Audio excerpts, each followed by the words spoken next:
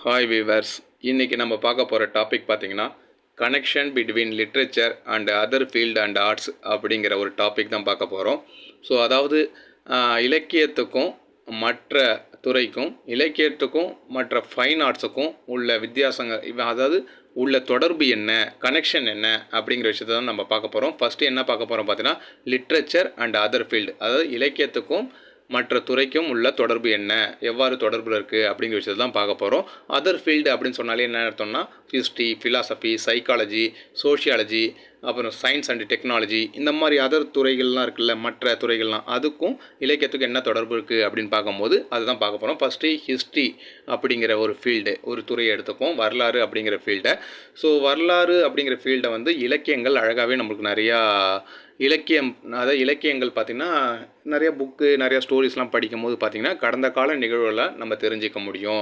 அதனால் இலக்கியங்கள் பார்த்திங்கன்னா பெரும்பாலும் அந்த புக்கு, ஸ்டோரிஸ் அப்படின்னு நான் சொல்கிற வேர்டெல்லாம் பார்த்திங்கன்னா உங்கள் மைண்டில் இலக்கியம் அப்படிங்கிற விஷயத்த ஞாபகம் வச்சுக்கோங்க. ஸோ அந்த புக்கு, நம்ம நிறைய புக்கு படிக்கிறோம், நிறைய ஸ்டோரிஸ் படிக்கிறோம் பார்த்திங்கன்னா அது மூலிமா பார்த்திங்கன்னா என்னென்னா நம்மளால் கடந்த கால வரலாற்றை தெரிஞ்சிக்க முடியும். அந்த காலத்தில் இப்படி வாழ்ந்தாங்க போனாங்க அப்படிங்கிற விஷயம் நிறைய புத்தகங்கள் படிக்கிற மூலியமும் நிறைய கதைகள் படிக்கிற மூலியமும் நம்ம என்ன பண்ண முடியும், தெரிஞ்சிக்க முடியும். ரொம்ப ஹெல்ப் பண்ணும் இந்த இலக்கியங்கள் படிக்கிறதுனால, கடந்த கால நிகழ்வுகளை நம்ம தெரிஞ்சிக்க முடியும். ஸோ ரொம்ப பேருதவி பண்ணுது இந்த இலக்கியங்கள் அப்படிங்கிற விஷயம். இந்த வரலாற்று துறை அப்படிங்கிற விஷயத்துக்கு, இந்த ஹிஸ்ட்ரி அப்படிங்கிற ஒரு ஃபீல்டுக்கு இந்த இலக்கியங்கள் பெரிதும் உதவி செய்யுது அப்படின்னு நம்ம சொல்லலாம். ஸோ ஒன்றுக்கு ஒன்று தொடர்பு இருக்குது அப்படிங்கிற விஷயம். ஸோ அடுத்து ஃபிலாசபி அப்படிங்கிற விஷயம் என்னென்னா தத்துவியல் அப்படிங்கிற விஷயம். ஸோ இந்த விதத்துலையும் இலக்கியங்கள் பெரிய உதவி பண்ணுதுன்னு சொல்லலாம். அந்த ஃபிலாசபியை வெளியில் கொண்டு வரதுக்கு, ஃபிலாசபியை வெளியில் எல்லாருக்கும் தெரியப்படுத்துறதுக்கு பார்த்தீங்கன்னா தத்துவியல், வாழ்க்கை தத்துவம் அப்படி சொல்லலாம், அந்த தத்துவியல் அப்படிங்கிற விஷயம் வெளிப்படுத்துறதுக்கு இலக்கியங்கள் பேருதவி புரிஞ்சுக்குது. அது மட்டும் இல்லாமல் பேருதவி நம்மளுக்கு செய்யுதுன்னு சொல்லலாம். ஓகேங்களா, பெரிய ஹெல்ப் பண்ணுதுன்னு சொல்லலாம். ஒரு பிளாட்ஃபார்மாகவே இருக்குது இலக்கியங்கள். ஸோ அது மாதிரி புத்தகங்கள், ஆன்மீக புத்தகம் எடுத்துக்கலாமே, அந்த ஆன்மீக புத்தகத்தை படிக்கும்போது பார்த்திங்கன்னா, ஆன்மீக கதைகளோ ஆன்மீக புத்தகங்களோ படிக்கும்போது பார்த்திங்கன்னா, இலக்கியங்களை படிக்கும்போது பார்த்திங்கன்னா நமக்கு எது செஞ்சால் ரைட்டு, எது செய்யலைனா தப்பு, இது செஞ்சால் ரைட்டு அப்படிங்கிற விஷயம், அப்புறம் மனிதனோட வாழ்க்கைக்கு அர்த்தம் என்ன, எதனால் இந்த பாவத்தை அனுபவிக்கிறான், இந்த மாதிரி நிறைய தத்துவங்கள்லாம் இருக்குது பார்த்திங்களா. இந்த மாதிரி இந்த தத்துவியல் எல்லா விஷயத்தையும் பார்த்திங்கன்னா நம்மளுக்கு இந்த இலக்கியங்கள் மூலமாக நம்ம கற்றுக்க முடியும். இந்த இலக்கியங்கள் படிக்கிறது மூலமாக நம்ம என்ன பண்ண முடியும், தெரிஞ்சிக்க முடியும். ஸோ அப்போ என்ன நடக்குதுன்னா, இந்த தத்துவியல் அப்படிங்கிற துறைக்கும் இந்த இலக்கியம் அப்படிங்கிற ஒரு துறைக்கும் பார்த்தீங்கன்னா தொடர்பு இருக்குது. கண்டிப்பாக இந்த இலக்கியங்கள் மூலமாக தான் நம்ம என்ன பண்ணுறோம், இந்த தத்துவியல் அப்படிங்கிற துறைக்கு நம்ம தெரிஞ்சுக்கிறோம், இந்த தத்துவியல் அப்படிங்கிற விஷயத்தை தெரிஞ்சுக்கிறோம் அப்படிங்கிற விஷயம் சொல்கிறாங்க. ஸோ ஒன்றுக்கு ஒன்று தொடர்பு இருக்குது அப்படிங்கிற விஷயம் தெரிஞ்சுக்கிறாங்க. அடுத்து சைக்காலஜிங்கிறது என்னென்னா அந்த உளவியல் அப்படி சொல்லுவோம். ஸோ சைக்காலஜிக்கும் இலக்கியத்துக்கும் என்ன சம்மந்தம்னு பார்த்தீங்கன்னா கண்டிப்பாக இருக்குது. நம்ம சில புக்கை படிப்போம், நிறைய கதைகள் படிப்போம், சில புக்ஸு படிப்போம். இப்போ ஷேக்ஸ்பியர் புக்கு படிக்கணும் பார்த்திங்கன்னா இலக்கியம் தானே, நம்ம புக்குன்னு சொன்னாலே இலக்கியம் நான் வச்சுங்க. ஷேக்ஸ்பியர் புக்கு படிக்கிறோம்.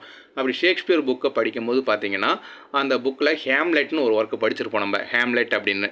அந்த ஹேம்லெட் ஒர்க்கு படிக்கும்போது பார்த்திங்கன்னா அவன் டிஃப்ரெண்ட் எமோஷன், டிஃப்ரெண்ட் ஃபீலிங்ஸு, இந்த மாதிரி ஒவ்வொரு காலகட்டத்திலையும் அவன் எக்ஸ்ப்ரெஸ் பண்ணுவான். ஸோ இதுலேருந்து என்ன போகுதுன்னா, இலக்கியங்கள் படிக்கும் போது ஒரு ஹியூமன் பீயிங் எப்படிலாம் ஃபீல் பண்ணுவான், எப்படிலாம் திங்க் பண்ணுவான், எப்படிலாம் எமோஷனை வெளிப்படுத்துவான் அப்படிங்கிற விஷயத்த நம்ம என்ன பண்ணோம், அந்த இலக்கியங்கள் மூலமாக நம்ம தெரிஞ்சிக்க முடியும். ஒரு ஹியூமன் எப்படிலாம் பிஹேவ் பண்ணுவான், ஒரு காலகட்டத்தில் ஒரு நேரத்தில் எப்படி இருப்பான், எப்படி ஃபீலிங் எக்ஸ்ப்ரெஸ் பண்ணுவான் அப்படிங்கிற விஷயத்த நம்ம கற்றுக்கிறதுக்கு, நம்ம லேர்ன் பண்ணிக்கிறதுக்கு பார்த்தீங்கன்னா இந்த இலக்கியம் அப்படிங்கிற விஷயம் ஒரு பேருதவியாக இருக்குது அப்படின்னு சொல்கிறாங்க. அதாவது சைக்காலஜி, உளவியல், ஒரு மனுஷன் எந்த நேரத்தில் எப்படி நடந்துப்பான், எப்படி ஃபீல் பண்ணுவான் அப்படிங்கிற ஒரு விஷயம். ஹேம்லெட்டுன்னு ஒரு கேரக்டர் நம்ம படிக்கிறோன்னா ஒரு புக்கில், அந்த ஹேம்லெட் என்ன பண்ணுறான்னா அவனுக்குன்னு ஒரு சில உளவியலான ஒரு சில விஷயங்கள் நடந்திருக்கும் வாழ்க்கையில். அந்த விஷயங்களை நம்ம படிக்கும் போது ஸோ ஹியூமன் இப்படி தான் நடந்துப்பான் அப்படிங்கிற விஷயம் நம்ம தெரிஞ்சுக்கிறதுக்கு இந்த இலக்கியம் அப்படிங்கிற விஷயம் பேருதவி புரிஞ்சிருக்கு. சைக்காலஜி அப்படிங்கிற துறைக்கு இலக்கியம் பேருதவி புரிஞ்சிருக்கு அப்படின்னு கூட சொல்லலாம். அடுத்தது சோஷியாலஜி அப்படிங்கிறது சொல்ல போனால் சில இலக்கிய புத்தகங்கள் இருக்குது. என்னென்னா, நம்ம இப்போ நியூஸ் பேப்பரே எடுத்துக்கிறோமே, நியூஸ் பேப்பர் படிக்கும்போது நம்ம என்ன செய்வோம், சமூகவியல், இந்த சமூகத்தில் என்ன நடக்குதோ அந்த விஷயத்தை நம்ம தெரிஞ்சுப்போம். அது ரெஃப்ளெக்ஷன், அதாவது ஒரு சொசைட்டியில் என்ன நடக்குதோ அந்த விஷயத்தெல்லாம் தெரிஞ்சுக்கிறது தான் நியூஸ் பேப்பர் படிப்போம். அது ஒரு இலக்கியம் தான், கிட்டத்தட்ட நியூஸ் பேப்பர் அப்படிங்கிற விஷயம் இலக்கியம் அப்படின்னு சொல்லலாம். ஸோ சில என்ன பண்ணுவோம், இப்போ ஒரு ஜார்ஜ் ஆர்வெல் எழுதின புக்கெலாம் பார்த்தீங்கன்னா அந்த புக்கில் படிக்கும்போது நமக்கு தெரியும், அவர் எழுதின புக்கில் பார்க்கும்போது அதில் என்ன சொல்லியிருப்பான்னா சோஷியல் இன்ஜஸ்டிஸ் சொல்லியிருப்பார், சமூக சமூகத்தில் நடக்கக்கூடிய அநீதிகளை பற்றி பேசியிருப்பார். அப்புறம் இன்இக்வாலிட்டி, அதாவது சரிசமமாக நடத்தப்படல மனுஷங்களை அப்படிங்கிற மாதிரி விஷயம்லாம் எழுதியிருப்பார். ஸோ அந்த மாதிரி விஷயத்தெல்லாம் நம்ம என்ன பண்ண முடியும், ஒரு புக்கு ஒரு இலக்கியத்தை படிக்கிற மூலமாக சமூகத்தை நம்ம தெரிஞ்சிக்க முடியும். சமூகத்தில் என்ன நடக்குது போகுது அப்படிங்கிற விஷயத்தை நம்ம தெரிஞ்சிக்க முடியும். ஸோ அப்படிங்கிற மாதிரி ஒரு இலக்கியத்தின் மூலமாக நம்ம என்ன பண்ண முடியும், சமூகத்தில் நடக்கக்கூடிய விஷயங்களை தெரிஞ்சிக்க முடியும் அப்படிங்கிற விஷயத்த சொல்கிறாரு. ஸோ அதுக்கு இலக்கியம் பேருதவி புரியும் அப்படிங்கிற எல்லா விஷயத்துக்கும் இலக்கியம் வந்து ஒரு பேருதவி பண்ணும் அப்படிங்கிற மாதிரி சொல்கிறாங்க. அடுத்து சயின்ஸ் அண்ட் டெக்னாலஜி அப்படிங்கிறாங்க. ஸோ இப்போ ஒரு சயின்ஸ் ஃபிக்ஷன் புக்கு நம்ம படிக்கிறோம், ஒரு இலக்கியம் படிக்கிறோம்னா வச்சுக்கலாம். சயின்ஸ் ஃபிக்ஷன் புக்கு அது என்னென்னா ஃப்யூச்சரில் எப்படிலாம் இருக்கும், என்ன மாதிரி இனோவேஷன்லாம் இருக்கும் அப்படிங்கிற விஷயத்தை தெரிஞ்சுக்கிறதுக்கு ஒரு இலக்கியம் நமக்கு என்ன பண்ணும், ரொம்பவே ஹெல்ப் பண்ணுது. அந்த இலக்கியம் அப்படிங்கிற விஷயம் லிட்ரேச்சர் என்ன பண்ணுதுன்னா ஃப்யூச்சரில் என்ன நடக்கும், அதாவது சயின்ஸ் அண்ட் ஃபிக்ஷன் அப்படிங்கிற ஒரு இலக்கியத்தை எடுத்து நம்ம படிக்கும்போது, சயின்ஸ் அண்ட் ஃபிக்ஷன் அப்படிங்கிற ஒரு புக்கு அப்படின்னு சொல்லி நம்ம படிக்கிறோன்னா, சயின்ஸ் அண்ட் டெக்னாலஜி அப்படி சொல்லும் போது சயின்ஸ் ஃபிக்ஷன் புக்ஸ் எல்லாம் நம்ம படிக்கும் போது பார்த்தீங்கன்னா என்ன நடக்கும், ஃப்யூச்சரில் என்ன மாதிரி இன்னோவேஷன் நடக்கும், என்ன மாதிரி டெக்னாலஜி வளரும் அப்படிங்கிற விஷயத்த நம்ம படிப்போம். ஸோ புக்ஸுன்னு சொன்னோடனே நமக்கு இலக்கியம் அப்படின்னு ஞாபகம் வச்சோம். இந்த மாதிரி புக்ஸ்லாம் என்ன செய்யணும்னா நமக்கு ஸோ ஃப்யூச்சரை பற்றி தெரிஞ்சுக்கிறதுக்கும் ரொம்ப ஹெல்ப்பாக இருக்கும் அப்படிங்கிற மாதிரி சொல்கிறாங்க. ஸோ எல்லாமே இலக்கியத்தின் மூலமாக தான் நம்ம என்ன பண்ணுறோம், சில கதைகள் படிக்கிறதுனால சில புத்தகங்கள் படிக்கிற மூலயமாவே மற்ற துறைகளுக்கும் இந்த இலக்கியத்துக்கும் நிறைய தொடர்பு இருக்குது. இந்த மற்ற துறைகள்லாம் எதோட உதவியை நாடி இருக்குன்னா இலக்கியத்தோட உதவியை நாடி தான் இவங்கெல்லாம் பெரிய ரெண்டுத்துக்கும் தொடர்பு, இன்னும் சொல்லப்போனால் ரெண்டுத்துக்கும் அதிகமாக தொடர்பு இருக்குது அப்படின்னு சொல்லலாம். இப்போ அது பயங்கரமான ஹெல்ப் பண்ணுறது எதுனா இலக்கியம் தான் அப்படி சொல்லலாம். ஹிஸ்ட்ரியாக இருக்கட்டும், ஃபிலாசபியாக இருக்கட்டும், சைக்காலஜியாக இருக்கட்டும், சோஷியாலஜியாக இருக்கட்டும், அடுத்தது பார்த்தீங்கன்னா சயின்ஸ் அண்ட் டெக்னாலஜி இதுவாக இருக்கட்டும், இந்த எல்லா துறையும் பார்த்தீங்கன்னா இலக்கியத்தை லிட்ரேச்சரை ஒரு பிளாட்ஃபார்மாக பயன்படுத்துது நம்ம சொல்லலாம். ஓகேங்களா? ஸோ இதுதான் லிட்ரேச்சர் அண்ட் அதர் ஃபீல்ட், இதுக்குள்ள ஒற்றுமை அப்படின்னு சொல்லலாம். ஸோ அடுத்தது லிட்ரேச்சர் அண்ட் அதர் ஆர்ட்ஸ் அப்படி சொல்கிறாங்க. இலக்கியத்துக்கும் மற்ற ஃபைன் ஆர்ட்ஸ் இருக்குல்ல, ஸோ கலைகள் அந்த மாதிரி டான்ஸு, பெயிண்டிங்கு இந்த மாதிரி விஷயம் இருக்குல்ல, அதுக்கும் உள்ள ஒற்றுமை என்ன அப்படின்னு பார்க்குறாங்க. ஃபஸ்ட்டு விஷுவல் ஆர்ட்ஸ் அப்படின்னு சொல்கிறாங்க. விஷுவல் ஆர்ட்ஸ் அப்படின்னு சொன்னாலே நம்ம தெரியும் என்னென்னா கண்ணுக்கு தெரிகிற ஒரு பெயிண்டிங்காக இருக்கலாம், சிற்பமாக இருக்கலாம். ஸோ இந்த மாதிரி விஷுவல் ஆர்ட்ஸ் கண்ணுக்கு தெரிகிற ஒரு விஷயந்தான். ஸோ அந்த மாதிரி விஷயம் இருக்கும்போது பார்த்திங்கன்னா ஒரு புக்கு இருக்கலாம், ஒரு இலக்கியம் இருக்கலாம். அந்த இலக்கியத்தில் பார்த்தீங்கன்னா என்ன, ஒரு புக்கு இருக்கும். அந்த புக்குன்னு சொன்னோன்னே நம்ம மைண்டில் என்ன ஞாபகம், இலக்கியம் அப்படின்னு ஞாபகம் வச்சுக்கணும், லிட்ரேச்சர் அப்படிங்கிற விஷயம். ஸோ ஒரு புக்கு இருக்கும்.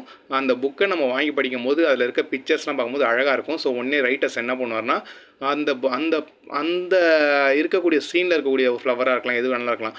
ஸோ அதே போல் என்ன பண்ணுவார்னா வரைய ஆரம்பிப்பாராம். ஸோ இல்லைனா பார்த்தீங்கன்னா என்ன பண்ணுவார்னா அந்த பெயிண்டர் என்ன பண்ணுவார், இல்லைனா அது மேலே இன்ஸ்பயர் ஆகி அந்த சீன் அந்த புக்கில் இருக்கக்கூடிய அந்த பிக்சர் மேலே இன்ஸ்பயர் ஆகி அவரே ஒரு ஸ்டோரியை க்ரியேட் பண்ணுவாராம். ஸோ இப்போ என்ன நடக்குதுன்னா இந்த மற்ற ஆர்ட்ஸுக்கும் அந்த விஷுவல் ஆர்ட்ஸுக்கும் இலக்கியத்துக்கும் நிறைய தொடர்பு இருக்குது அப்படிங்கிறாங்க. அதாவது ஒரு இலக்கிய புத்தகத்தை வாங்கி நம்ம படிக்கும் போது அந்த புத்தகத்துக்குள்ளே இருக்கக்கூடிய அந்த ஒரு விஷுவல் பிக்சர், ஏதோ ஒரு பிக்சர் இருக்குது, அந்த பிக்சரை பார்த்துட்டு பெயிண்டர் என்ன பண்ணுவார்னா சொந்தமாக பெயிண்ட் பண்ண நினைப்பார். இல்லைன்னா அவர் என்ன பண்ணுவார், அந்த பிக்சரை பார்த்துட்டு சொந்தமாக ஒரு ஸ்டோரியை க்ரியேட் பண்ண ஆரம்பிப்பார். ஸோ இந்த மாதிரி விஷயம் நடக்குது இங்கே. அப்போ என்ன நடக்குதுன்னா இலக்கியத்துக்கும் இலக்கியத்துக்கும் யாருக்கு சம்மந்தம், இந்த ஃபைன் ஆர்ட்ஸுக்கும் சம்மந்தம் இருக்குது அப்படிங்கிற மாதிரி சொன்னாங்க. ஒரு படைப்பு உருவாகிறதுக்கு ஒரு புக்கிலேருந்து எடுக்கிறாங்க. ஓகேங்களா? ஒரு பெயிண்டிங், ஒரு என்ன சொல்லலாம், ஒரு ஸ்டோரி க்ரியேட் பண்ணுறதுக்கு ஒரு ரைட்டர் இருக்கார். இப்போ இன்னும் சில உதாரணத்துக்கு ஒரு ரைட்டர் இருக்கார், அவர் ஸ்டோரி தேடிட்டுருக்காரு, ஒரு புத்தகத்தை படிக்கிறாரு, அந்த படிக்கும்போது நல்ல ஒரு பிக்சரை பார்க்குறாரு, ஏதோ ஒரு விஷயத்தை படிச்சிடுறாரு தீபா.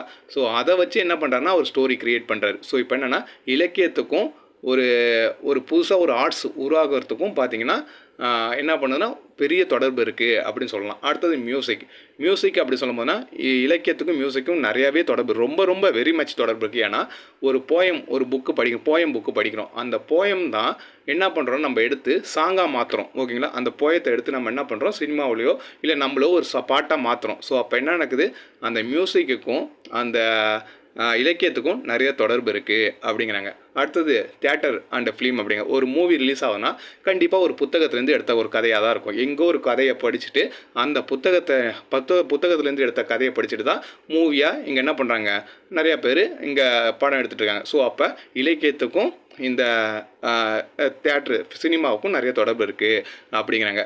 அடுத்தது டான்ஸும் அதே மாதிரி தான். ஆக்சுவலாக பார்த்தீங்கன்னா டான்ஸுக்கும் இலக்கியத்துக்கும் தொடர்பு இருக்குது. ஏன்னா எப்படி சொல்லலாம், ஒரு நடனம் அப்படிங்கிற விஷயம் எடுத்துக்கிட்டோன்னா டான்ஸ் ஆடுறது தான் நம்மளுக்கு தெரியும். ஓகேங்களா? ஒரு புத்தகத்தில் எப்படி சொல்லுவாங்கன்னா வச்சுக்கோங்க, அந்த நடனம் அப்படிங்கிற விஷயம் உருவானதே பார்த்தீங்கன்னா கிட்டத்தட்ட ஒரு புத்தகத்தில் இருக்கக்கூடிய ஒரு கதை இருக்குன்னா வச்சுக்கலாம். அந்த கதையை படிச்சுட்டு அதை என்ன பண்ணுவாங்கன்னா நிறைய பேர் டான்ஸு சில சில ஆர்டிஸ்ட்லாம் என்ன பண்ணுவாங்கன்னா அதை டான்ஸ் ஆடி நிறைய சைகை மூலிமா என்ன பண்ணுவாங்கன்னா அந்த கதையை உயிரோட்டம் தருவாங்களாம்.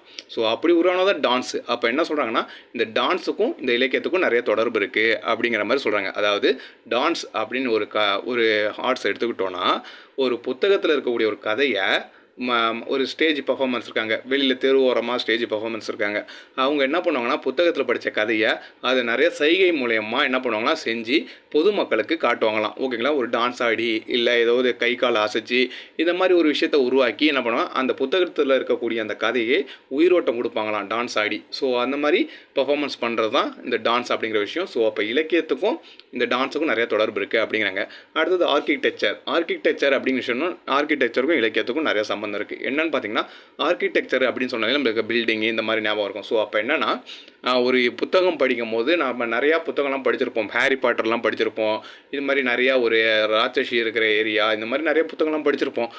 படிக்கும் போது பார்த்திங்கன்னா அதில் வந்து பார்த்திங்கன்னா என்ன தெரியும்னா ஃபஸ்ட் எடுத்தோன்னா பெரிய ஜமீன் கோட்டை, பெரிய கேசல், பெரிய ஒரு அரண்மனை இந்த மாதிரி விஷயம்லாம் பார்க்கும்போது அப்போ தான் நம்ம என்ன பண்ணணும்னா நம்ம படிக்கிற ரீடர்ஸ்க்கு பார்த்திங்கன்னா என்ன தோணுன்னா ஸோ ஒரு பில்டிங்னா இப்படி தான் கட்டணும், ஒரு ஒரு ஒரு ரயில்வே ட்ராக்னா இப்படி தான் கட்டணும் அப்படிங்கிற மாதிரி அதுக்கு ஒரு உயிரோட்டம் ரீடர்ஸ்க்கு வர ஆரம்பிக்கும். ஓகேங்களா, ஒரு கன்ஸ்ட்ரக்ஷனாக எப்படி இருக்கணும் அப்படிங்கிற மாதிரி ஒரு புக்கை பார்த்து படிக்கும் போது அவங்க மைண்டுக்குள்ளே ஓட ஆரம்பிக்கும், ரீடர் மைண்டுக்குள்ளே. ஸோ அப்போ என்னது இந்த ஆர்கிடெக்சருக்கும் இந்த லிட்ரேச்சருக்கும் பார்த்திங்கன்னா இலக்கியத்துக்கும் நிறையா தொடர்பு இருக்குது அப்படிங்கிற மாதிரி சொல்லி முடிக்கிறாங்க.